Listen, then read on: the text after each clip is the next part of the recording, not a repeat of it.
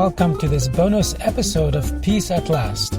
This is your host, Fabrice Nye, and instead of publishing episode 7 today, I felt like I could not just pretend that it was business as usual. All everyone is talking about now is the coronavirus and the economic fallout of the pandemic. And of course, many people are confined at home and asked to do what's called social distancing. So in this short episode, I'd like to put out a little idea. If you are in the same situation as me, you are mostly staying home with the members of your household, except for necessary outings like getting food, gas, or just getting a breath of fresh air. Many of you may also be working from home, as I am. As a result, you may be feeling rather isolated, and that's where I wanted to make my point. Had this virus hit 25 years ago, we wouldn't have had all the technology to connect with each other like we do now. We only had telephone and maybe email for some.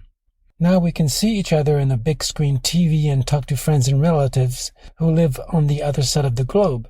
That's pretty much what I have been doing these past couple of weeks.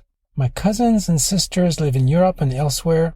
We created this chat group on WhatsApp last year, and we had been using it to keep each other up to date. But now that we're all stuck at home, we have been ramping it up, sharing silly videos of ourselves, singing out of tune, and doing crazy dance moves. And before anybody asks, no, I will not be posting those in the show notes. Social isolation is known to affect physical health, mental health, and longevity.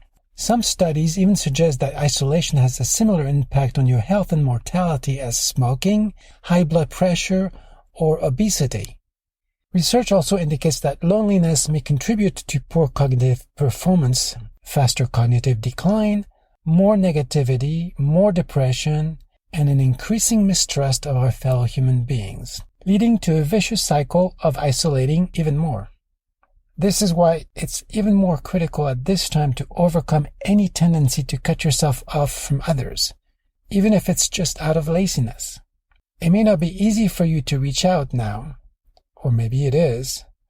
Some of us have grown accustomed to checking in with each other via electronics, while others are more face-to-face kinds of people.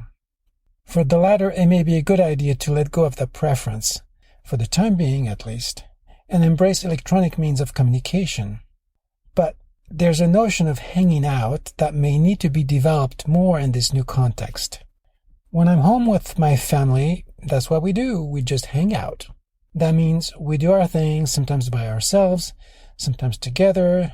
We read, text, cook, eat, wash, send emails, pet the dog, call a friend, watch TV, water the plants, sweep the floor. Sometimes we talk to each other, sometimes we don't. Sometimes we just talk to ourselves with the awareness that others are within earshot. Well, that's what hanging out looks like in the physical presence of others. When we make a phone call, a FaceTime call, a Skype call, a Zoom call, whatever, we often make the assumption that we need to have something to say in order to check in. And when we're done with our back and forth exchange, we have to hang up. What if you called your parents, your child, your sibling, your best friend, and told them to just keep their video session open while you go about your business around the house, and they would do the same? It's like having company without them being physically there. Every now and then you can go, hey Mom, I just remembered I talked to Bob last night. He said he's doing fine. Why not use this multitude of video platforms that connect us via the internet as an extension of our living room into someone else's? And then we could learn that we can be with each other in silence, that communication does not always mean words. Once things return to normality, as they always do, even if it's the new normal, the practice of being with each other without the expectation that we need to keep a conversation going could also be part of the normal. I think that this pandemic has a lot to teach us. We may decide to learn those lessons, or we may not. But if you're listening to me, I know that you are one of those souls who have chosen the path of transformation. I would be delighted to hear from you and to read about the insights that today's situation has led you to. this concludes this out-of-sequence episode of Peace at Last. For more information, go to peaceatlast.us, where you will find a complete transcript of this episode and show notes. If you have comments or questions, leave them on the website, or you can email me directly at fabrice@life.net.